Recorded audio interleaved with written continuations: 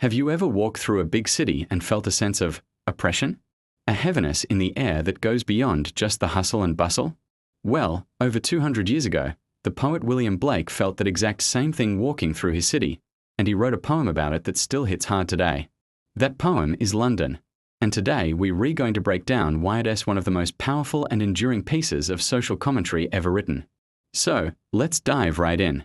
The poem opens with the famous lines, "I wander through each charted street, and near where the charted Thames does flow." Right away, Blake sets the scene. But that word, charted, is key. It doesn't just mean mapped out. In Blake's time, it meant something that was owned, controlled, and sectioned off for commercial gain. He's saying that everything, from the streets to the very river, has been privatized and restricted. The natural freedom of the city is gone, replaced by man-made rules and boundaries. It's a city suffocating under control. As the narrator walks, he sees something in every single person he meets. And mark in every face I meet marks of weakness, marks of woe. Think about that for a second. Not just some people, but every asterisk face. It's a powerful image of universal suffering. Blake is painting a picture of a society where nobody is happy, where the weight of the world is visible on everyone's features. This isn't just a few people having a bad day. This is a systemic problem, an entire population worn down by their environment. Then, Blake shifts from what he sees to what he hears. And this is where the poem gets even more intense.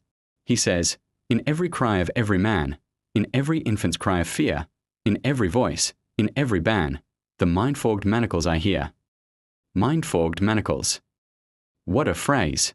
He's saying the chains that hold people down aren't just physical, they're mental. They're forged in the mind by a system of oppression, by the church, the state, and the wealthy.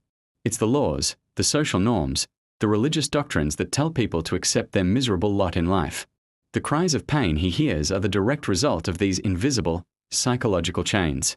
Let's look at who Blake blames for this suffering. He gets very specific. How the chimney sweeper's cry of every blackening church appalls, and the hapless soldier's sire runs in blood-down palace walls. This is a direct attack on the two biggest institutions of his time, the church and the monarchy. The cry of the poor, abused chimney sweeper is a stain on the blackening church, which should be helping the poor but instead stands by, its walls darkened by the soot of the Industrial Revolution and its own hypocrisy.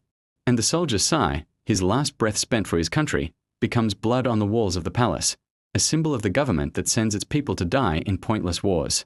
Blake isn't pulling any punches here. He's pointing the finger directly at the powerful. The final stanza is arguably the most shocking and brilliant. But most through midnight streets I hear how the youthful harlotess curse blasts the newborn infant's tear, and blights with plagues the marriage hearse. This is a dense, devastating image. A young woman, forced into prostitution, curses not with anger, but with the venereal disease she carries. This disease blasts the tear of a newborn baby, meaning the baby is born into suffering, possibly blind or sick. And this same disease, this plague, turns the symbol of love and union, the marriage bed, into a hearse, a vehicle for death. It's a terrifying cycle of misery. The oppression of women leads to disease, which destroys family, love, and the next generation. It's the ultimate breakdown of society, where life and love are corrupted into death and despair, right from birth. So what does London mean for us today?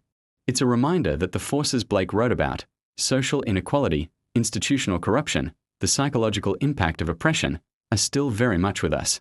When we see poverty, injustice, and people trapped by systems beyond their control, we are seeing the modern-day echoes of Blake's London. The poem is a timeless call to open our eyes and ears to the suffering around us and to question the mind-fogged manacles that might still be holding us, and our society, back. Thanks so much for watching. If you found this analysis interesting, please hit that like button and subscribe for more deep dives into classic literature. Let me know in the comments what you think of Blake's London. See you next time.